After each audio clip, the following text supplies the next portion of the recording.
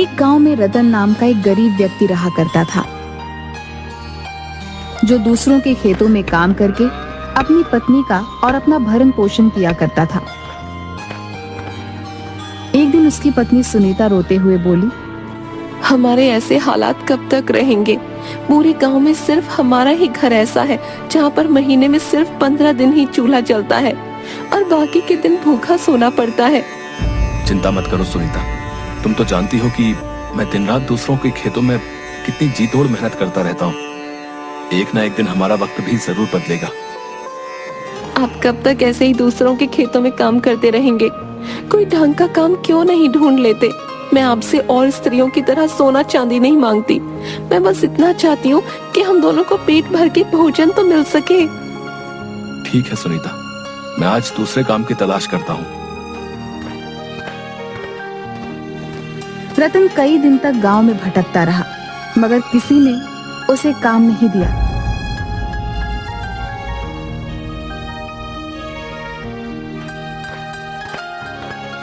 थक हार कर रतन गांव के मुखिया के पास पहुंच गया। मुखिया थोड़ा सा भला व्यक्ति था। रतन, मैंने तुम्हें दूसरों के खेतों में बड़ी मेहनत से काम करते हुए देखा है? मुझे तुम्हारे ही जैसा मेहनती व्यक्ति चाहिए भाई। समझ लो कि तुम्हारे अब बुरे दिन खत्म हुए। आज से तुम मेरे भट्ठों में काम करोगे, ठीक है? एक दिन रतन काम करते करते थक गया। उसे बहुत तेज भूख लग रही थी। रतन ने जगन के भोजनालय का काफी नाम सुन रखा था।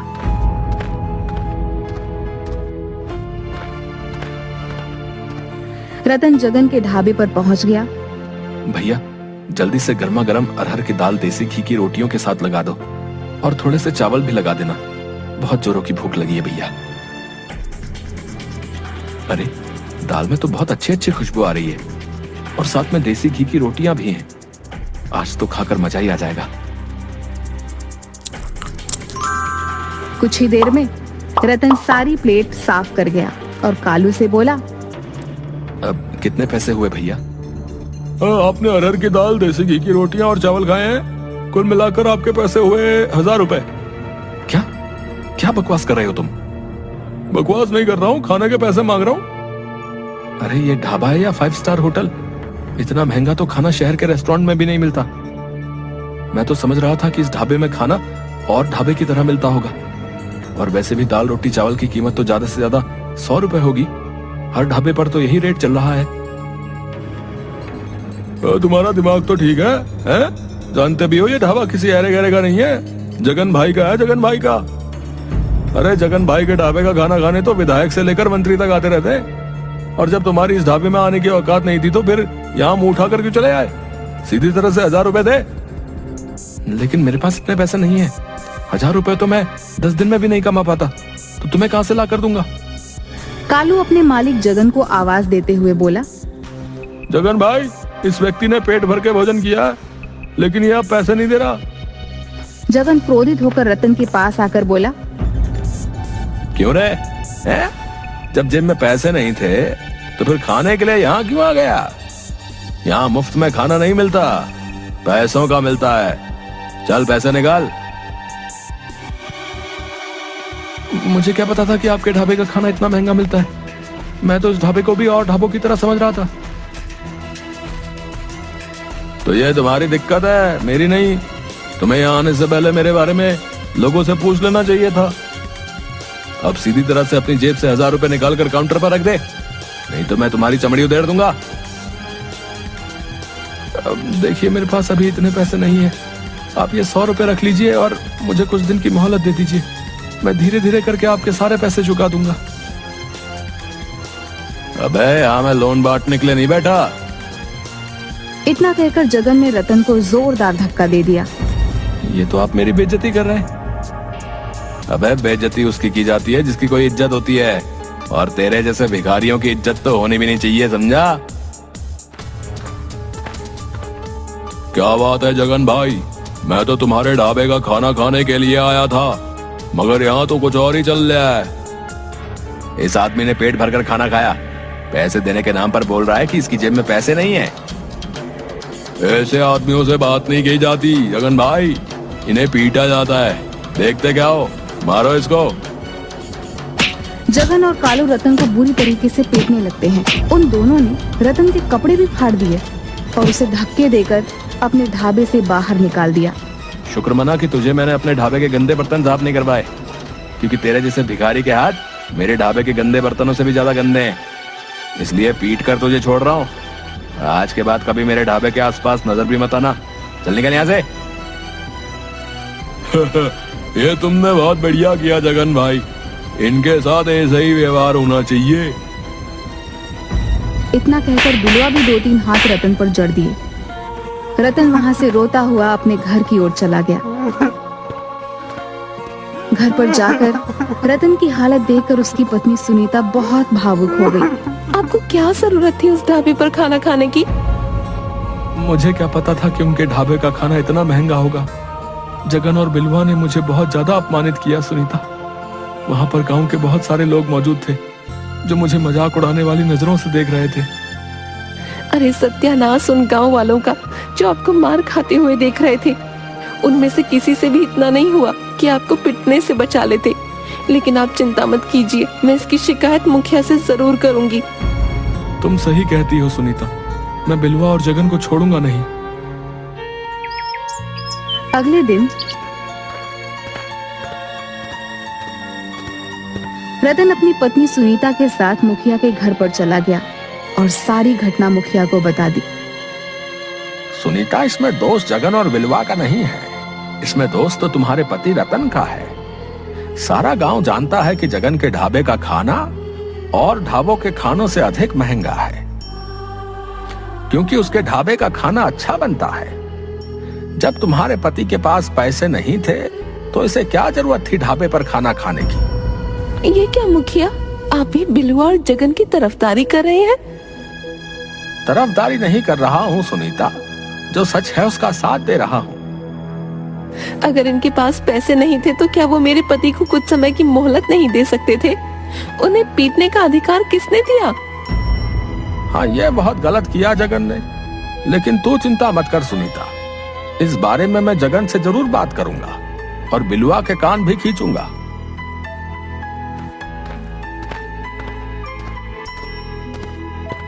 मुझे नहीं लगता कि मुखिया कुछ करेगा।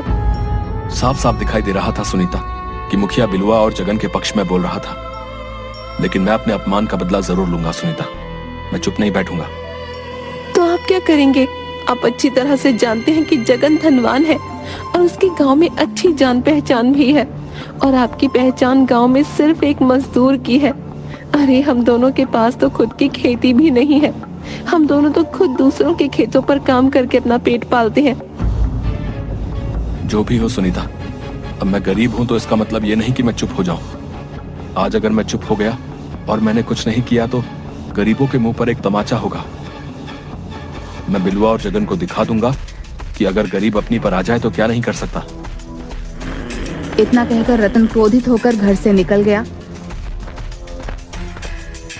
इधर मुखिया जगन के ढाबे पर पहुंचकर बोला, तुम्हारी बड़ी शिकायतें आ रही हैं जगन। किसकी इतनी मजाल जो मेरी शिकायत आपसे करे? कल तुमने रतन को बुरी तरह से पीटा था ना? वो अपनी पत्नी सुनीता के साथ तुम्हारी शिकायत लेकर आया था मेरे पास। अरे तो उसने पिटने वाले काम भी किए थे मुखिया जी। आप ही बताइए, मेरे ढाबे पर आकर अरहर की दाल, देसी घी की रोटियां तो बड़े चाव से खाई, और जब पैसे देने का नंबर आया तो अंगूठा दिखाने लगा। जो भी हो जगन, लेकिन तुम्हें उसे पीटना नहीं चाहिए था। और तुम्हारे ढाबे पर सिर्फ रतन ही नहीं बल्कि और भी न जाने कितने लोग आए दिन पिट कर जाते हैं। तुम्हारा ये दुर्व्यवहार कहीं किसी दिन तुम्हारे ऊपर भारी ना पड़ जाए। आपके होते हुए मेरे दोस्त जगन पर कोई माई का लाल हाथ लगाने की हिम्मत करेगा मुखिया जी? और फिर मत भूलिए कि जगन का दोस्त मैं भी हूँ। मेरे होते हुए गांव में किसकी हिम्मत जो जगन के खिलाफ आवाज उठा सके? इसी बात का तो डर है बिलवा कि तुम जगन के दोस्त हो। अब ये सब बातें छोड़िए मुखिया जी। मैं आपको अपने ढाबे पर मुफ्त खाना इसलिए नहीं खिलाता कि आप गांव वालों की शिकायत लेकर मेरे ही पास आए। देखो जगन, मैं तुम्हें सिर्फ समझाने आया हूँ। तुम क्यों नहीं समझते कि आज का दौर सोशल मीडिया का दौर है? कहीं किसी दिन किसी ने तुम्हारे गरीबों के साथ दुर्व्यवहार का वीडियो बनाकर फेसबुक पर अपलोड कर दिया तो लेने के देने पड़ जाएंगे, फिर मैं भी कुछ नहीं कर पाऊंगा। इतना कहकर मुखिया वहां से चला गया। सुनीता रात को अपने पति का इंतजार कर रही थी। आधी रात होने को आई थी, मगर रतन अपने घर नहीं आया था। रतन रात में जंगल के एक पेड़ के नीचे गहरी सोच में बैठा हुआ था कि तभी उसके कानों में एक व्यक्ति की आवाज टकराई। काफी देर हो गई है तुम्हें यहाँ पर बैठे हुए। पिछले 6 घंटे से देख रहा हूँ कि तुम इसी पेड़ के नीचे गहरी सोच में बैठे हुए हो। कौन है आप और इतनी रात को इस जंगल में क्या कर रहे हैं? ये सवाल तो मुझे तुमसे करना चाहिए कि कौन हो तुम और इतनी रात में इस जंगल में क्या कर रहे हो। मैं आपकी बात का मतलब नहीं समझा। मतलब बाद में समझना। तुम्हारा चेहरा देखकर साफ साफ मालूम पड़ रहा है कि तुमने सुबह से कुछ नहीं खाया, तुम बहुत भूखे हो। इतना कहकर उस नौजवान ने एक थाली रतन के सामने रख दी। रतन ने देखा कि उस थाली में सब उसकी ही पसंद के व्यंजन रखे हुए थे। सोचो मत, खाना शुरू कर दो। रतन को सच में वाकई बहुत भूख लगी थी। रतन खाने ही वाला था कि तभी उसे कुछ याद आ गया। नहीं चाहिए भाई, मैं घर पर जाकर अपनी पत्नी के हाथ का बना हुआ ही खाना खाऊंगा। मुझे अच्छा खाना खाने का कोई अधिकार नहीं। ये कैसी बातें कर रहे हो तुम? मैं तुम्हारा ये खाना खाऊंगा, तुम मुझसे पैसे मांगोगे और वो मेरे पास तुम्हें देने के लिए नहीं है। नहीं भाई, मुझे तुमसे कोई पैसे नहीं चाहिए। तुम पहले आराम से खाना खाओ और फिर मुझे बताओ कि तुम किस गहरी सोच में डूबे हुए थे। हो सकता है कि मैं तुम्हारी कोई मदद कर सकूं।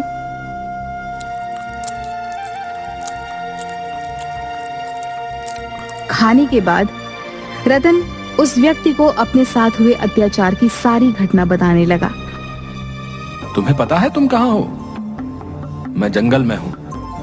नहीं, तुम जंगल के अंदर उस भूतिया जंगल में हो जिसे भूतिया जंगल के नाम से बुलाया जाता है, जहाँ पर लोग दिन तक में आने से डरते हैं। भाई, उस व्यक्ति की बात सुनकर रतन के चेहरे पर डर झलकने लगा। अचानक उसे याद आया कि वह गुस्से में इतनी दूर पैदल चलता हुआ यहाँ तक आ गया था कि उसे अब याद भी नहीं रहा कि वह जंगल के अंदर भूतिया जंगल में पहुंच चुका था।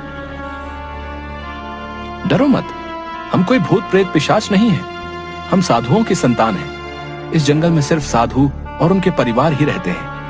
हम लोग बाहर की दुनिया से ज्यादा ताल्लुक नहीं रखते, क्योंकि हमारा सारा ध्यान ईश्वर की तरफ ही होता है। तुम्हारी बात सुनकर मुझे बहुत बुरा लगा। तुम बताओ, तुम क्या चाहते हो? मैं एक ऐसा ढाबा खोलना चाहता हूँ जहाँ पर हर गरीब सिर्फ 10 रुपए देकर अपना मनपसंद भोजन कर सके और उसके साथ अपमानजनक व्यवहार ना किया जाए। तुम्हारे इरादे के बारे में जानकर मुझे बहुत अच्छा लगा, वरना इस जंगल में इससे पहले भी कई लोग आए और अपने लालचीपने का सबूत देकर मारे गए, लेकिन तुम पहले व्यक्ति हो जिसे गरीब की भूख की चिंता है। इतना कहकर उस व्यक्ति ने अपना हाथ जैसे ही घुमाया, उसके हाथ में एक बड़ी सी थाली आ गई। उसने वो थाली रतन को पकड़ा दी। ये जादुई थाली है, याद रखना। इस बारे में सिर्फ तुम अपनी पत्नी को बता सकते हो और किसी को नहीं। इस थाली के सामने खड़े होकर तुम जिस भोजन का नाम लोगे, वो भोजन स्वयं अपने आप इस थाली में आ जाएगा। मगर याद रखना, जिस दिन तुमने 10 रुपए से ज्यादा ग्राहकों से वसूले, उस दिन इस थाली का जादू समाप्त हो जाएगा। रतन रात के समय बड़ी सी थाली लेकर अपने घर आ गया।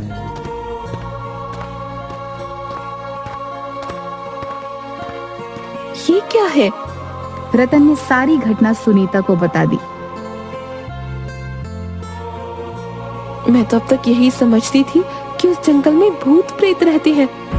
तुम नहीं, पूरा गांव यही समझता था सुनीता। वो सब तो ठीक है, लेकिन आप ढाबा कहाँ खोलेंगे? हमारे पास तो खाने के लिए भी रोटी नहीं है। जो थाली तुम लेकर आए हो, उस थाली में सिर्फ भोजन ही मिलेगा, पैसे तो नहीं मिलेंगे ना। फिर हम ढाबा अपने ही घर पर खोलेंगे सुनीता। इस तरह से इस थाली का रहस्य सिर्फ हम दोनों तक ही सीमित रहेगा। अगले दिन रतन ने अपने घर को एक ढाबे में परिवर्तित कर दिया और जिस कमरे में वो लोग सोते थे, उस कमरे में बड़ी सी थाली रख दी। रतन ने उस थाली के सामने खड़े होकर तरह तरह के व्यंजन के नाम लेने शुरू कर दिए।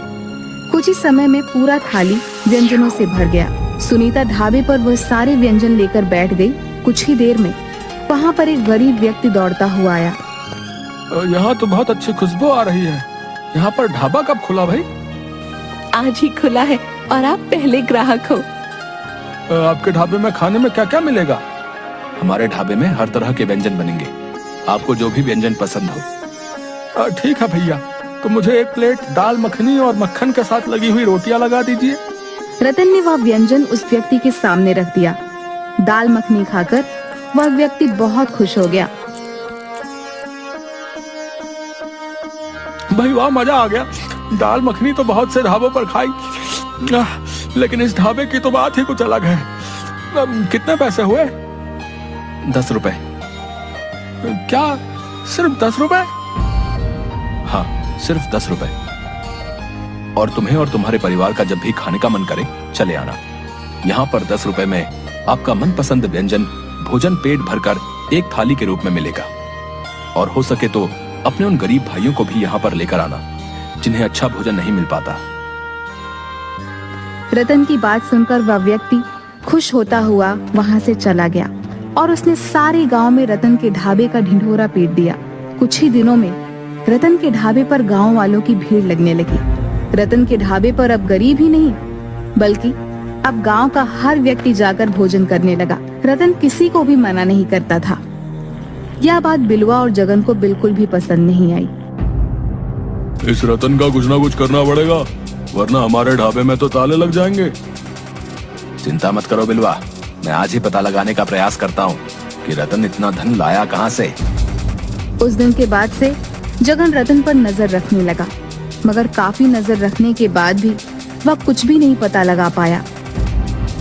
15 दिन से उसके पीछे हूँ बिलवा, लेकिन कुछ भी पता नहीं चला।